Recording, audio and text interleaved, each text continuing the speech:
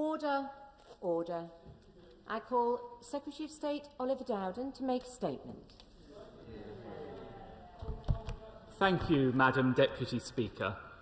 Madam Deputy Speaker, football is in our national DNA. We invented it, we helped export it around the world, and it has been at the heart of British life for over a century. Football clubs, of course, aren't just businesses. They define communities across the country. So along with almost every member of this House, I suspect, I was appalled by the announcement made late last night that a handful of clubs are proposing to form their own breakaway European league. These 6 clubs announced this decision without any consultation with football authorities or with government. Worst of all, they did it without any dialogue whatsoever with their own fans. It was a tone-deaf proposal, but the owners of those clubs won't have been able to ignore the near-universal roar of outrage from all parts of the football community over the past 24 hours. This move, indeed, goes against the very spirit of the game. This is a sport where a team like Leicester City can ascend from League One to the Premier League title in under a decade, earning the right to go toe-to-toe against European heavyweights in the Champions League. Instead, a small handful of owners want to create a closed shop of elite clubs at the top of the game, a league based on wealth and brand recognition rather than upon merit. We will not stand by and watch football be cravenly stripped of the things that make millions across the country love it. As a Conservative, I believe passionately in defending our nation's institutions and our rich heritage. They are central to our identity and help build a sense of solidarity between people from every generation and every background. And just as the government wouldn't hesitate to act when other treasured areas of our national life are under threat, nor will we hesitate to protect one of our greatest national institutions, football. This is, of course, for football authorities to handle first, and today I have met with the Premier League, the Football Association and the President of UEFA, whilst the Sports Minister has had another of a series of meetings with the Football Supporters Association. The football authorities have robust rules in place to deal with this, and I know from my conversations with them today that they are rightly considering a wide range of sanctions and measures to stop this move in its tracks. My message to them was clear. They have our full backing.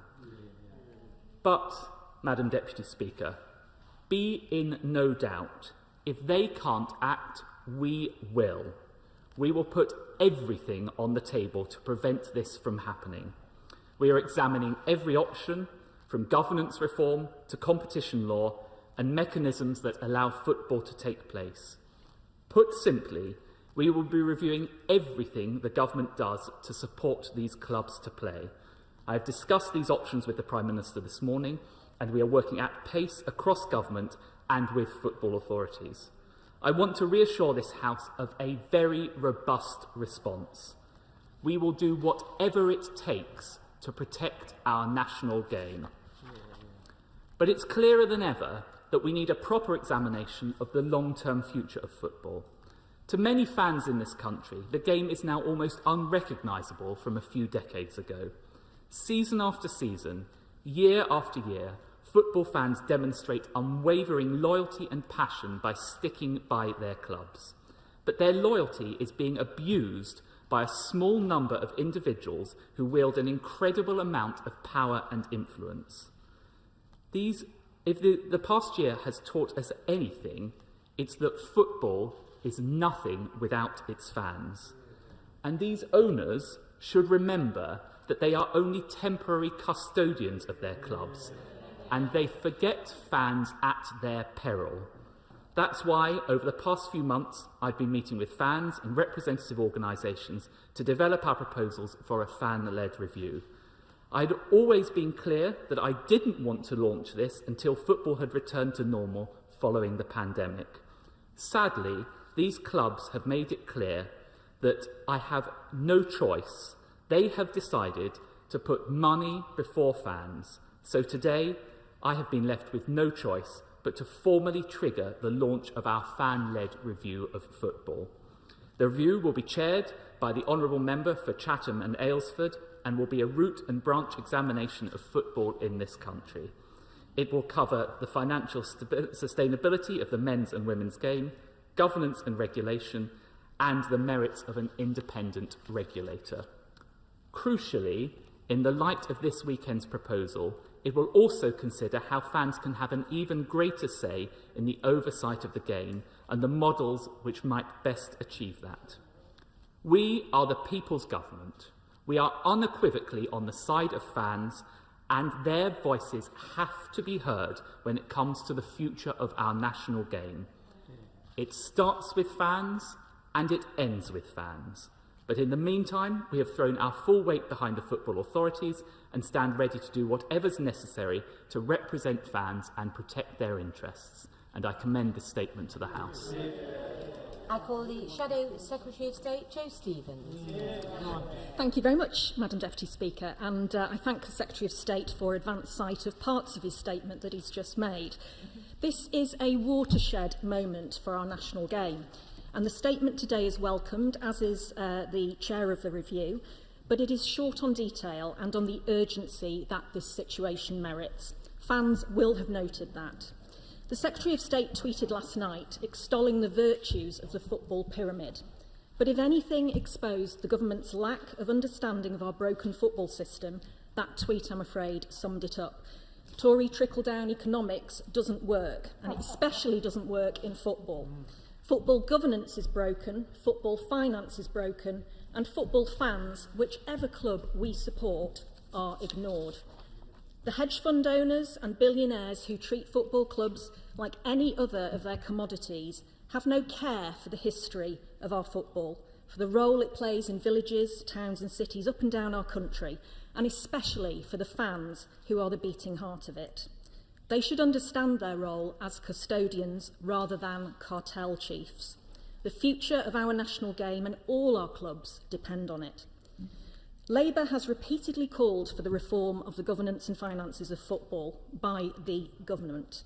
It needs government intervention to fix that broken system, and that's why we pledged in all 4 of our manifestos going back to 2010 to take action. And it's why I and my honourable friend, the Shadow Sports Minister and Member for Wirral South, repeatedly urged the government to get on with its promised review, its fan-led review of football, a promise that they made in 2019.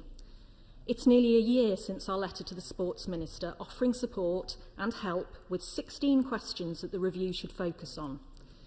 We know that there are members across this House who have for the past 11 years of Conservative-led governments supported reform. So it's time, Madam Deputy Speaker, for the government to get off the subs bench and show some leadership on the pitch, because we need reform of football. It's not as if there's been a blockage here in Parliament preventing the government from taking action to sort the problems out. Former Conservative Sports Minister, the Honourable Member for Wealdstone and the Wheel, has said, "No one is speaking for the football world with the independence and authority needed to address the big issues," and she's right. The Conservative former chair of the DCMS Select Committee, the Honourable Member for Folkestone and Hythe, has said, "We should long ago have reformed the governance of football," and he's right as well. And the current Conservative chair of the DCMS Select Committee, the Honourable Member for Solihull, has said, "What's needed is a fan-led review of football with real teeth." And here we have more evidence to strengthen the case for it. So I welcome the review, but why the long delay? Why create that vacuum that has allowed these Super League proposals the space and ability to become a reality? 11 wasted years when a small piece of government time could have been found to bring primary legislation forward to this House to sort the problems out. Instead of which, it's been all punditry and no progress on the pitch. And in that time, clubs and fans have suffered disasters. Fans in Bury know only too well the importance of reforming the way that football is governed, and supporters in Liverpool, Edinburgh, Manchester, my city of Cardiff, Portsmouth, and most football towns and cities have seen the damage done to clubs when profit outstrips the role of supporters in our game. We're in a global pandemic, and the owners of the 6 clubs behind this proposal think that now is the time to ride roughshod over their fans and endanger the future of football, on the back of a year when fans have been at the heart of supporting communities up and down the country. What a contrast.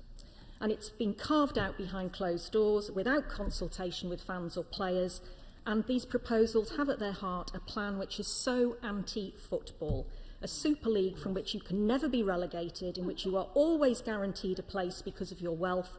It represents a fundamental attack on the integrity of sporting competitions. It's very rare, Madam Deputy Speaker, that an issue unites football fans and organisations across the rivalries and divides, but this Super League proposal has managed to do just that.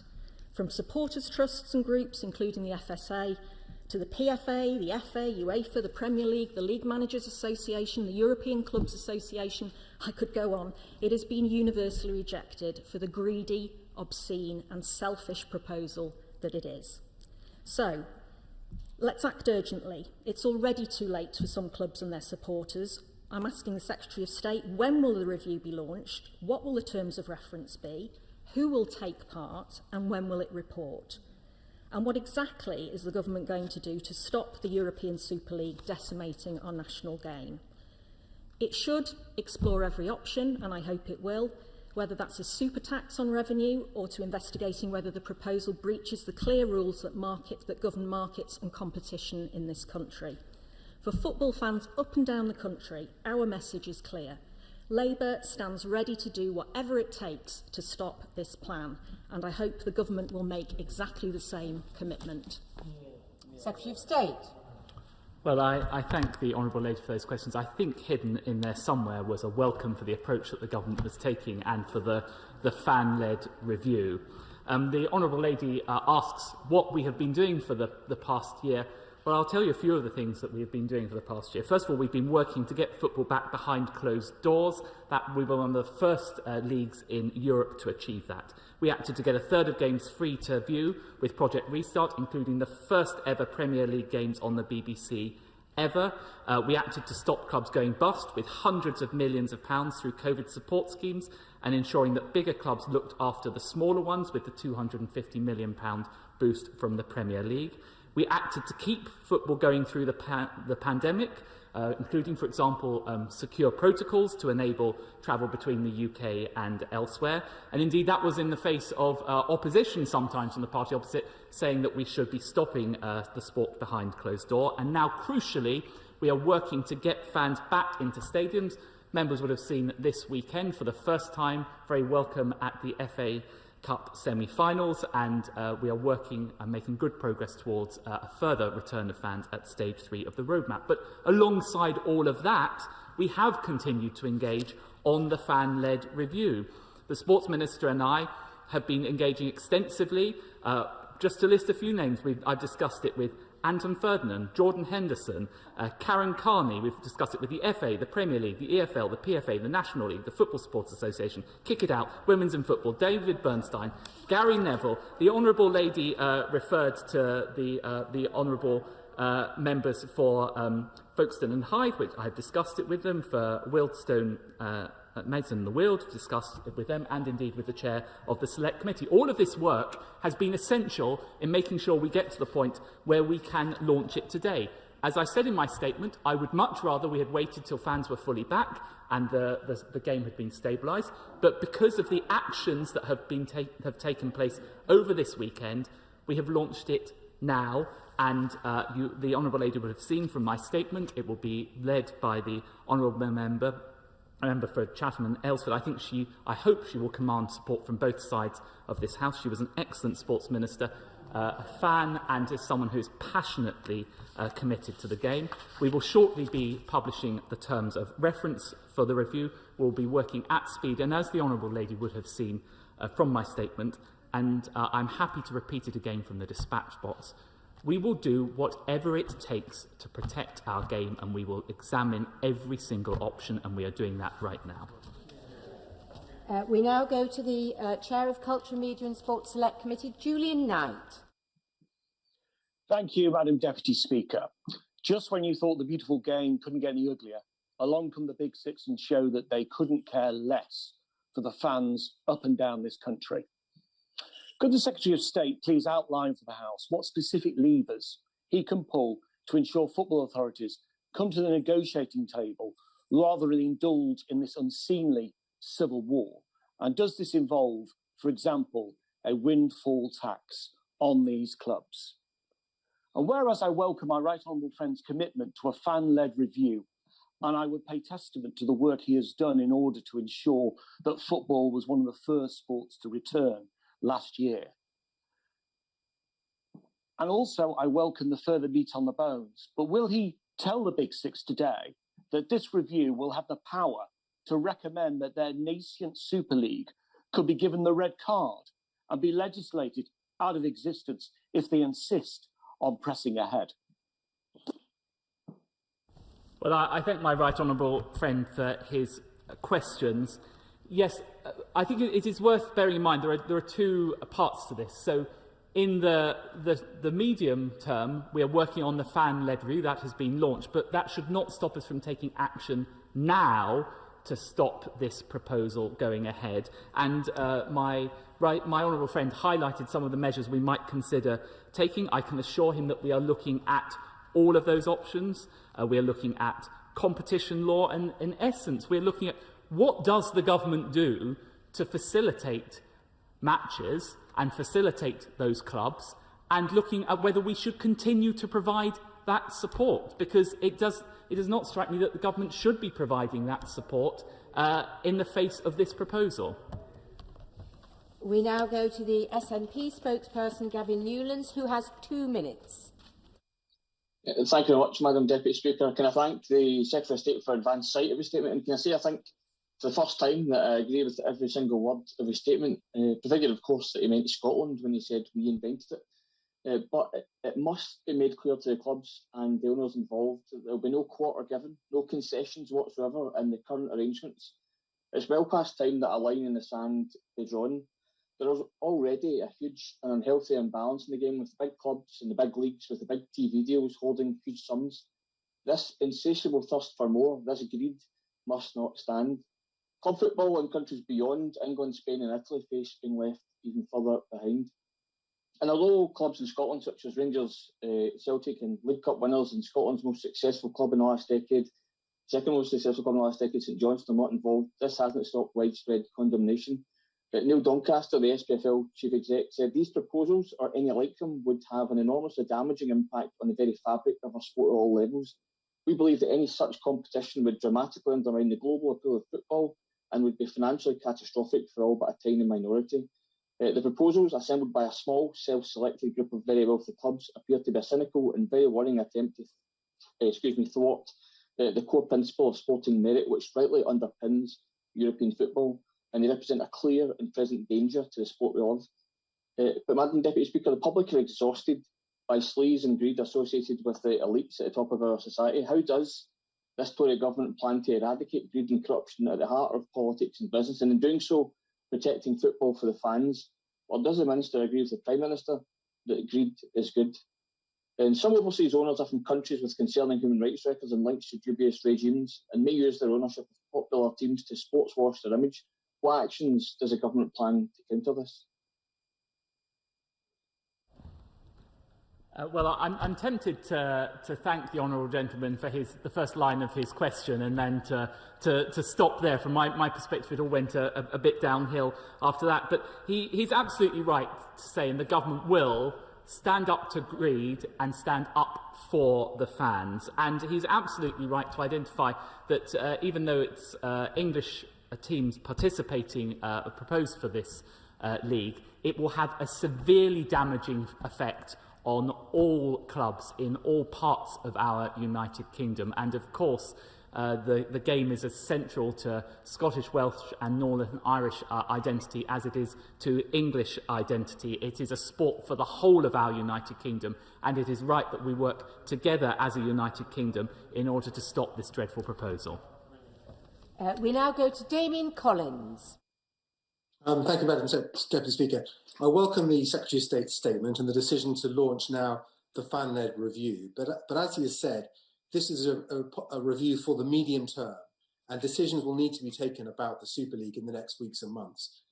From what he said today, can the Secretary of State tell me if it is clear that under existing competition law and under the existing powers of the Premier League and the FA, there is nothing that can be done to stop these 6 clubs joining the Super League? Is the government prepared to consider amendments to the law in order to give those bodies the powers they need, and in particular, to prevent clubs from joining competitions that have not been sanctioned by either the FA or UEFA? Secretary of State. Well, I thank my honourable friend for his question, and I pay tribute to all the work that he has done that's helped shape what we are announcing with the fan-led review. On competition law, we are already engaging with BEIS in terms of our response to it. As I've said, we rule out absolutely nothing. I know from my conversations with the Premier League and indeed with UEFA, they are already proposing to take some pretty draconian steps to stop this, but we stand ready, and we will not allow anything to stop us from doing this in terms of timing. We will get on with it as soon as we need to. We now go to Tim Farron. Thank you, Madam Deputy Speaker. This is a devastating attack on the English game, and it comes as a shameless, arrogant and desperate elite seek to make millions at the expense of the millions of us who love the game and love our clubs. I thought the Secretary of State's statement contained some rhetoric that I found good and urgent, and it contained detail that was ponderous and thin. So, as well as a lengthy review, will the Secretary of State fast-track legislation that would force any club seeking to break away and join a new league to first ballot their fans and to be mandated to abide by the outcome of that ballot? And will he ensure that this legislation is retrospectively active from the beginning of the current football season? Those who wish to steal and destroy the English game must be stopped. English football must be saved. And this Parliament has the power to do it, not just review it. State. Well, I can reassure the honourable gentleman we will be doing three things. So the first thing is we are backing the actions by the football governing authorities. At the same time, we are looking at all options, and indeed he raised some further important options as to what we should do. We will proceed at the fastest pace that is required in order to deliver that. And thirdly, this gives rise to major questions, which I should say to honourable and right honourable members, it has become apparent to me even more so. We had this promise in our manifesto. My dealings with football over the past year, as we have sought to negotiate the support that the game requires, demonstrated again the need for governance reform, looking at finance, looking at whether there needs to be an independent regulator. All of these things will now be examined by my honourable friend. We now go to Alan Cairns. Thank you, Madam Deputy Speaker, and I congratulate the Secretary of State on his statement and the announcement of the fan-led review. Does he agree that the pyramid structure of the English Football League gives focus to football clubs right across the country to compete and progress to the highest level based on performance and competition? But does he also recognise that it also provides the opportunity for community links and rivalry across the country, even between Wales and England, where clubs such as Swansea, Cardiff, Newport and Wrexham choose to compete and are welcomed into the English football structure? So can he confirm that the review that he's announced will also consider the interests of those clubs that may be not in England but operate in the English Football League? Secretary of State. Well, as almost ever, I agree with every word that my right honourable friend said. I'm very happy to give him precisely that assurance, and he's absolutely right to highlight the two biggest problems with this. It removes a large element of the competition and the joy of the game, and it risks taking money away from grassroots, which is so central to the game. We now go to Lucy Powell. Thank you very much, Madam Deputy Speaker. Can I thank the Secretary of State for his very clear statement? It wasn't that long ago, Madam Deputy Speaker, that I watched my club, which I now represent, Manchester City, beating Gillingham in the second division playoff finals. We are now in what you might call our glory days, but those of us who remember the Gillingham game know that the glory days don't always last. So does the Secretary of State agree with me that a closed shop league where there are no bad days and no glory days is no league at all and has no place in our national game, and that British football fans are rightly outraged by this notion which goes against our deeply held culture of fair and open competition and backing the underdog. And this really is an American export we just don't want. Yes, I completely agree with the Honourable Lady. We cannot have money and brand triumphing and trumping the colour and the joy of the game. Football will be massively damaged by this move. Gareth Bacon. Thank you, Madam Deputy Speaker. I have been a supporter of Manchester United for 42 years and held a season ticket at the club for more than a decade, so I am aghast that the owners of my club have signed up to this proposal. It's wholly unnecessary. It will be deeply damaging on the altar of pure greed. It betrays the management, players, fans, history and tradition, not just of my club, but of the game and the wider game as a whole. So I congratulate my right honourable friend on the statement that he's made today and the tone of the statement that he made yesterday.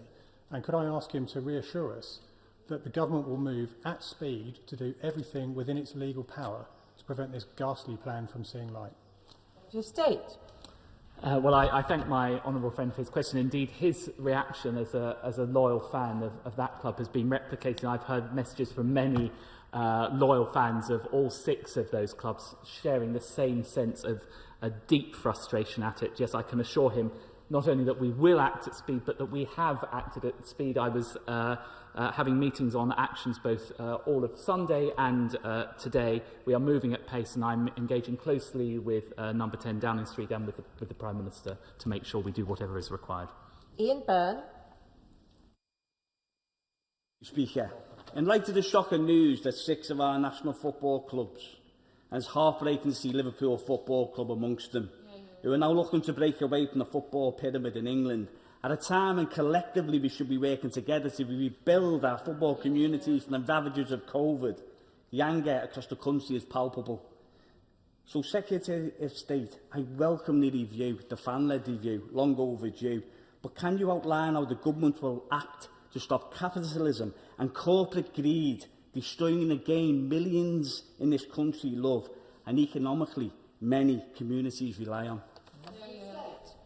Well, the honourable gentleman is absolutely right to highlight the fact that it seems extraordinary that at a time when most stadiums remain completely empty, when clubs are under tremendous financial pressure, that rather than focusing on the rebuilding of the game, on getting fans back into stadiums, they are distracted, these 6 clubs are distracted by something that is not in the interest of the game. I think it is right that we look at competition law. I think we need to look at the whole range of things that government does to help games happen, to help clubs participate in this league, and say, well, why should we be doing this anymore for those 6 clubs? And that's precisely the work that we're undertaking now. Number 10 withdrawn, so Chiomora. Thank you, Madam Deputy Speaker. And Newcastle United fans have long suffered from the greed and self-interest which drives Premiership owners. But this attempt to turn our national game into the cash cow of a narrow elite shows just how morally bankrupt the Premiership has become and how little government cares, because there seem to be more rules to prevent the removal of a window frame in a listed building than the wholesale destruction of this jewel of working class culture. So can he tell me, does he believe the owners of these 6 clubs meet the fit and proper person test? Well, as the Honourable Lady has seen from my statement, and I'm happy to repeat it, I completely agree with her. This is absolutely central to our heritage. These clubs are as much part of our heritage as the great castles and stately homes and cathedrals and orchestras of England and the rest of the United Kingdom. And we stand ready to do whatever it takes to support this. Now, the point about the fit and proper person test, that is precisely why we have got this fan-led review. It will be one of the things that my honourable friend will be looking at as we go forward. But in the short term, what we need to do is stop this in its tracks. And the 2 ways we stop this in its tracks are working with the leagues, and I gave the President of UEFA my 100% support for the measures that he outlined today. Similarly, you will see measures coming forward for the Premier League. And then the government itself, if those do not work, stands ready to take steps to prevent this from happening. We now go to Hugh Merriman. Thank you, Madam Deputy Speaker. Down here on the Sussex South Coast, we are very proud of Brighton and Hove Albion. 10 years ago, they were playing at the local athletic stadium. Tomorrow, they play in our world-leading Premier League against Chelsea, one of the 6 clubs who are doing their best to destroy it. These 6 clubs are not, currently or historically, the most successful 6 clubs, yet acting as a cartel, they use their clout to undermine competition. So if the 6 clubs refuse to back down in totality, can the Secretary of State look to introduce legislation to immediately break up their ownership structures and bring in the German model, where 51% of the club is owned by the fans and custodians of their club? State. Well, my honourable friend is absolutely right to highlight the central risk here, which is it does create this closed shop, that it freezes in perpetuity what is only a snapshot of the game at this moment and makes the game so much poorer for it. And we certainly, we've examined the German model very closely. It's very interesting to note that German teams are not participating in this. That makes the case rather for the fan-led review looking at the German model, and I can assure you, I can assure my honourable friend that it will be doing so. And in terms of other measures we may take, yes, of course we have not ruled out legislative measures if that is required, but the first line of action needs to be with the football leagues themselves. We now go to Tony Lloyd. Madam Deputy Speaker, people like my own father, who was one of those who supported Manchester United in the 20s and the 30s, wouldn't recognise the stranglehold that the corporate greedy have got round the windpipe of football already. The words that the Secretary of State has spoken today are very helpful, but the corporate greedy have corporate lawyers, and he needs to guarantee that those corporate lawyers won't tie the government and, in the end, football and its supporters in knots. And so we need to see action from him quickly if legislation is needed. But can I ask him as well, Madam Deputy Speaker, is he now talking to his opposite numbers in Spain and in Italy? Because it's important that we have not a global response, but a European response to what is not simply an English or a British problem. Secretary of State. Yes, I can assure the honourable gentleman that those meetings will be happening this week, and we're in the process of setting them up. I've already discussed with Her Majesty's Ambassador to Paris, having a meeting with my French opposite number later this week, and I'll be seeking meetings with my Spanish and Italian opposite numbers as well. Anthony Higginbottom.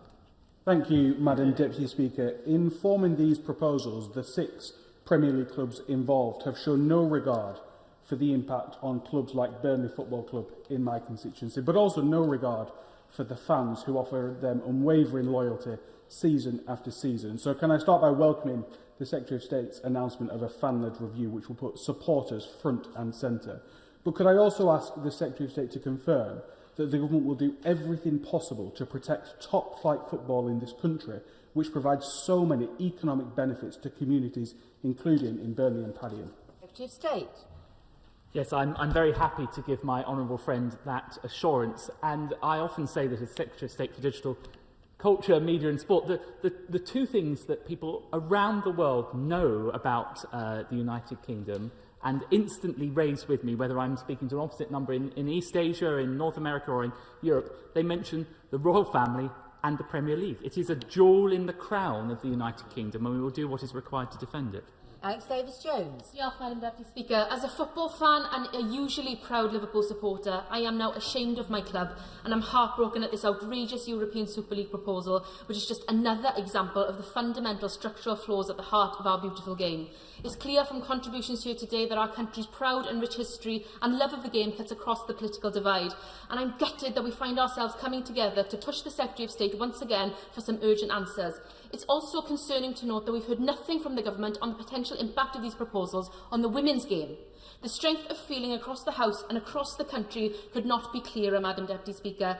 Time and again, this government have failed football fans, so I ask the Secretary of State, will he do whatever it takes to stop the European Super League from going ahead? Secretary of State. Well, the short answer to the honourable lady's question is yes. And she is absolutely right to highlight, and I did mention in my statement the impact on the women's game. It is that this is part of how the pyramid works, as the honourable lady will well know. The finances that have helped the women's game go so go from strength to strength in which it's wonderful to see the strength of the game is because of the pyramid supporting it, and that would be another big cost to this if that failed to happen. James Cartledge. Thank you, Madam Deputy Speaker. This is an absolutely outrageous proposal, so I strongly welcome my right honourable friend's robust set of measures that he's announced today. On the point of competition law, these clubs will have very powerful legal teams. They have huge financial resources. So can I ask him, whatever the current legal advice is, does he accept in principle that where a league operates on the basis of not having relegation and basically based on the wealth that you have, that must be a cartel? Secretary of State.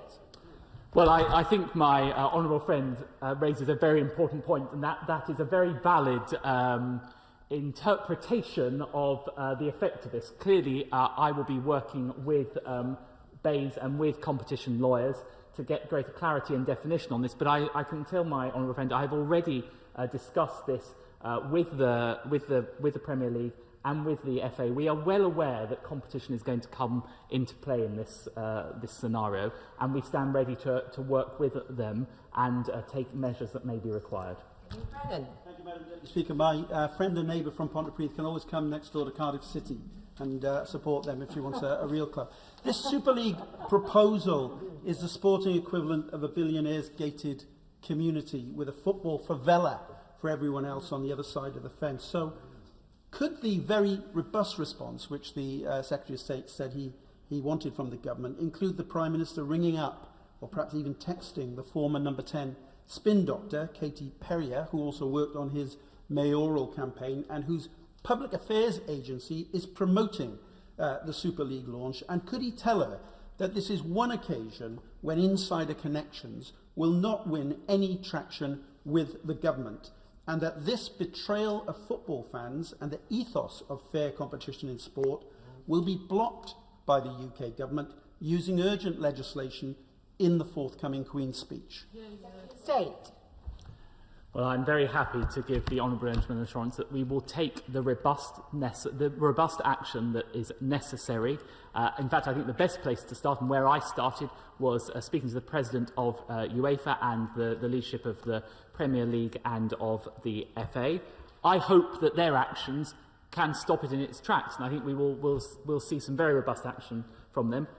I've been clear and happy to be clear again that if that does not work, then government stands ready to act. We will not wait for it not to work. We're working through the options now as to those measures and stand ready to take them at the appropriate juncture.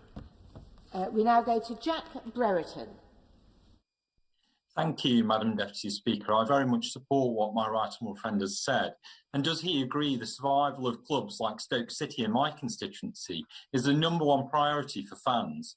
And Labour's cynical move to try and stop football carrying on behind closed doors twice over recent months would have been catastrophic for clubs and therefore fans. So will the Secretary of State confirm that sport continuing throughout the pandemic has and will always be a priority for this government?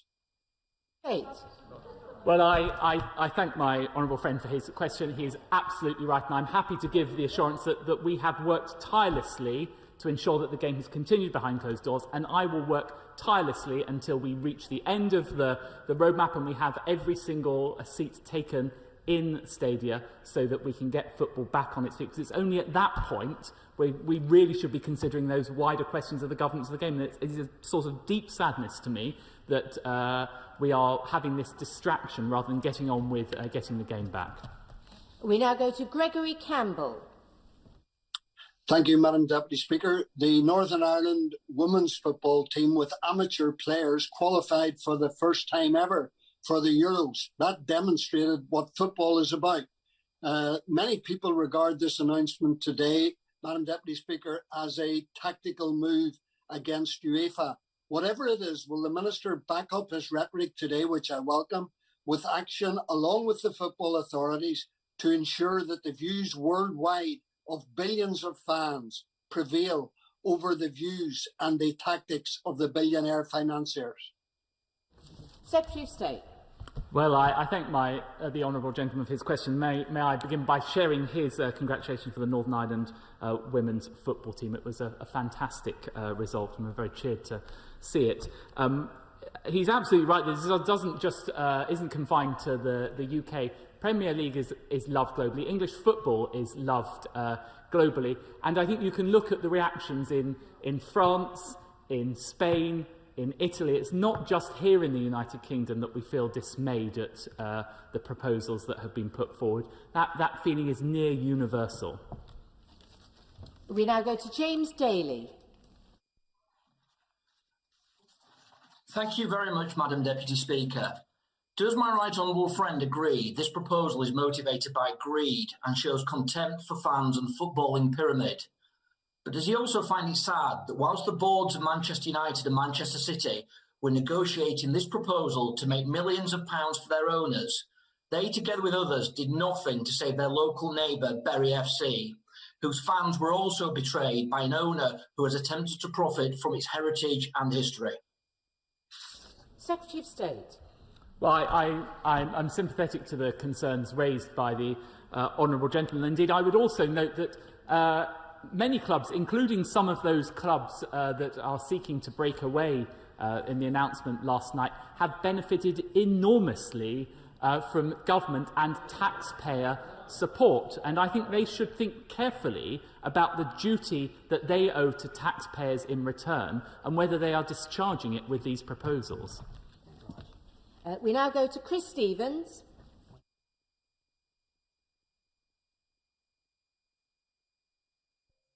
So thank you, Madam Deputy Speaker, and I thank the Minister for his statement and the announcement of a review.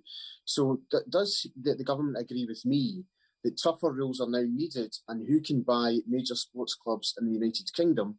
And can I add my voice to other colleagues in the House for the government to look at the German model, because it is vitally important that we have a model of pre-agreed conditions requiring a minimum percentage of each club to be owned by everyday supporters and fans.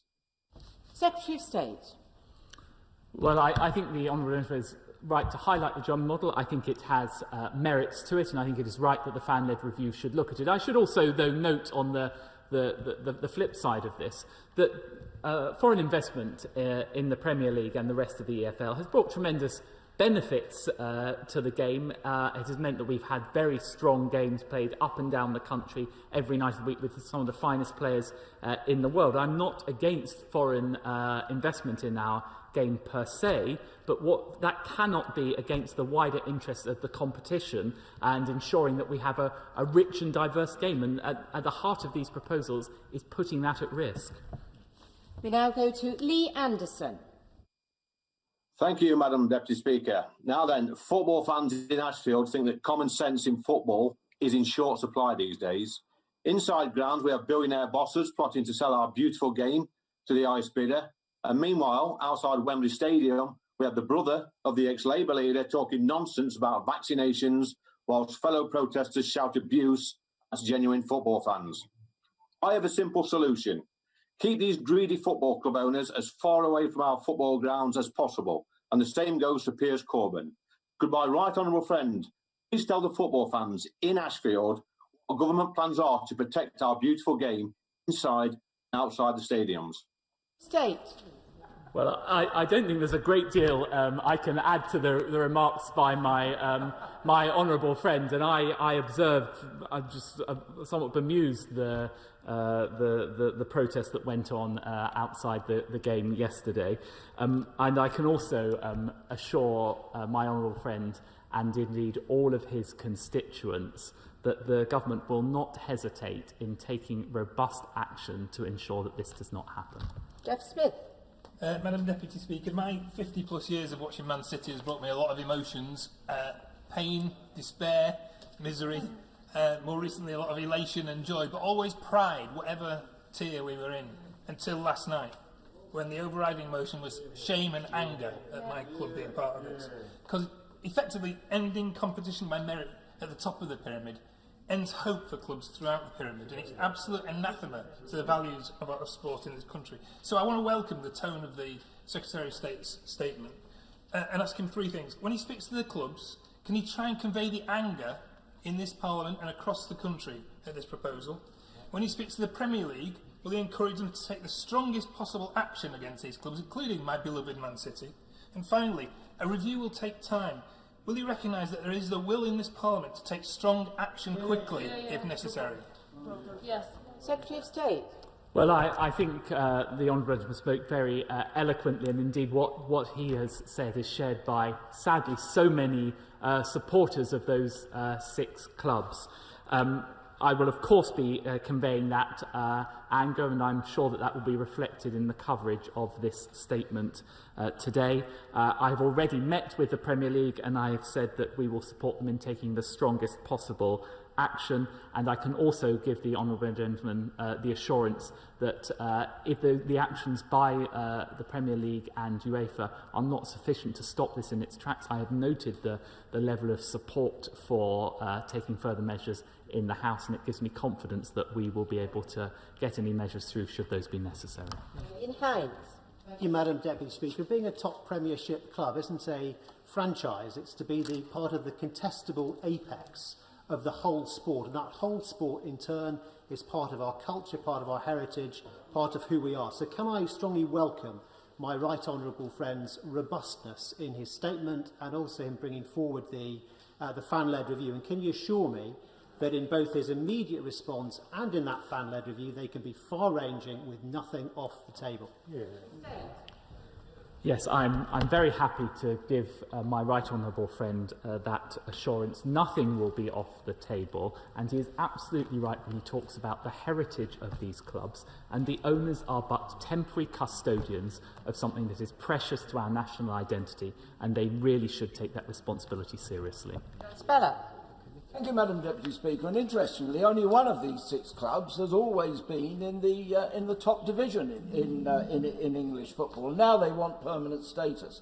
So the Minister's announcement of a review is welcome, or if slightly overdue, but frankly will be met by contemptuous indifference by these arrogant oligarchs. Because the only thing they understand is power, and the government should be using the power of the state with full force and coordinating with other countries. So will he rapidly refer them to the competition authorities, cut them off from any further public funds, and look at the tax status of image rights, just for a start, and quite frankly drive these sharks out of British football?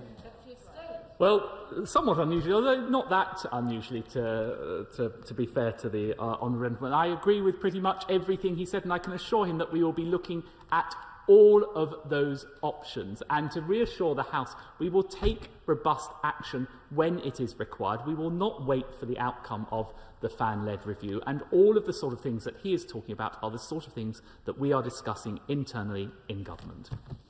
Final question to Clive Efford. Thank you, Madam Deputy Speaker. The football's governing bodies must stand firm against this European Super League, and I welcome the statement from the Secretary of State that he's not going to leave any stone unturned to assist in that. We now control our own borders, having left the European Union, so this will be a major test for our new powers over our borders, where we can prevent people entering the country if they're not playing matches that are sanctioned by the sports governing bodies. But on the fans' review, can I ask him, will the fans be able to lead it wherever they wish to go? For instance, the right to buy shares at the time of transfer of ownership, fans being elected to the boards of football clubs.